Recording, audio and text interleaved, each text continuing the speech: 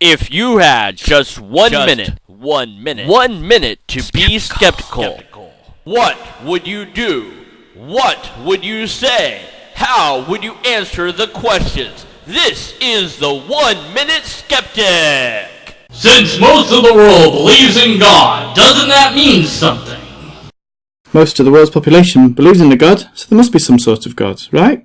There are just short of 1 billion people in the world who are not religious, compared with just over 6 billion who might be called religious. That's over 80% of the world. Now let's look at the number of believers of the bearded sky daddy. Jews, Muslims, Christians, Brahmists, Sikhs, etc. That's just a whisker over 4.8 billion sky daddy believers, nearly 70% of the world. But can 4.8 billion God fans be wrong? If 50 million Elvis fans can be wrong, then I don't see why not. In fact, it is a fallacy to propose that because the majority of the people are God botherers in some way or another, that it must be a thing. It just isn't. Describe God. I propose that there are almost as many different descriptions of God as there are God botherers. Can I assert that God does not exist? To the pedantic, no. However, God is an ever-receding bubble of scientific ignorance and currently plays no role in explaining nature. As an unfalsifiable and ultimately useless proposition in science, I can say that God does not exist in any meaningful way. So why do most people seem to believe in a God? There are psychological as well as evolutionary reasons why human beings might develop God beliefs, but here is a reason that interests me not only as a social creature but as a parent. Consider St. Nicholas, the mythical, fat, beardy German bloke who climbs down the chimneys of rich Christian children in December. He lives in Lapland, a magical place far, far away, unless you are Swedish, Finnish or Sami, of course, but let's brush over that for now.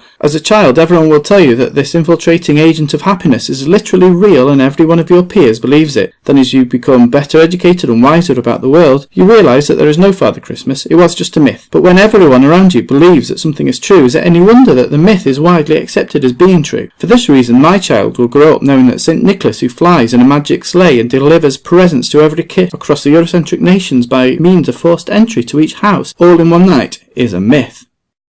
This has been the 1 Minute Skeptic. Post your questions for our skeptics in the comment section below.